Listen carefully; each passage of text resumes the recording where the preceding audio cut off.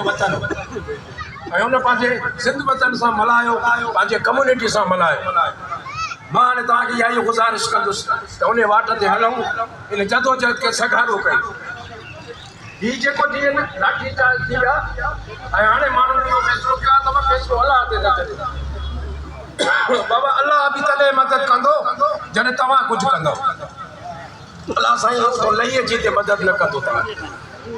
कुदरत वॾी शइ आहे, पर तव्हांखे पाण खे हिमत करणी पवंदी ऐं पंहिंजा नुमाइंदा अहिड़ा माण्हू चूंडियो। मुंहिंजा दोस्तो पंडाल में वेठल मुंहिंजा साथियो, अस्सलाम वालेकुम।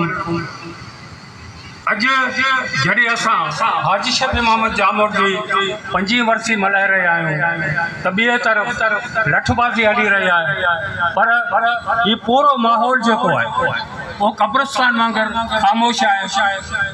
वजह इहा आहे त जॾहिं पुलिस जी सरपरस्ती रियासत कंदी हुजे, जॾहिं पुलिस जी सरपरस्ती हिते जी हुकूमतूं कंदियूं हुजनि, त पोइ अवाम जा अहिड़ा ई हाल थींदा आहिनि जहिड़ा हिन वक़्तु थिया आहिनि। इन जी असां भरपूर तरीक़े सां मज़म्मत करियूं था। अवामी प्रेस क्लब ऐं उन जे सरवाण शामी मेमून जो थोराइतो आहियां जंहिं हीउ क़दम खयो ऐं जामोद साहब खे यादि कयो। साईं 40 साल जो अरसो असां गॾु रहियासीं। जामोद साहब जे बारे में इहो चवंदुसि त कहिड़ो बि शोबो हुजे जंहिंमें अवाम खे फ़ाइदो पुॼंदो हुजे, उन शोबे जी सरपरस्ती, उन शोबे जी अॻुवाणी जामोद साहब कई। उहो भले सोशल सेक्टर हुजे, समाजी कारकुन हुजनि, समाजी इदारा हुजनि। इन खां पोइ हिते मूंखे यादि आहे त हिते मडीर में जेके सहाफ़त जो बुनियादु विझंदड़ जामोद साहब आहे, शामी मेमन मीर अब्बास जे सरबराही में हिते जेको सो गुलशन अतीक में पहिरीं ऑफिस ठही, जेका डिस्ट्रिक्ट काउंसिल जो कम्यूनिटी सेंटर हो ऐं उन जो इफ़्तिताह जामोद साहब कयो।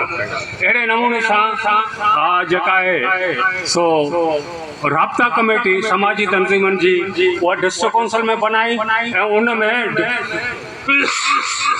डिस्ट्रिक्ट काउंसिल जे ऑफिस उनखे जामोद साहब ॾिनो। पर सभिनी खां वॾी ॻाल्हि इहा आहे त आउं इहो चवंदुसि त जामोद साहब निज सिंधी हो ऐं सिंध जो मसइलो जिते बि हुजे, सिंध खे कहिड़ी बि तकलीफ़ पुॼे त उन में जामोद साहब गॾु हूंदो।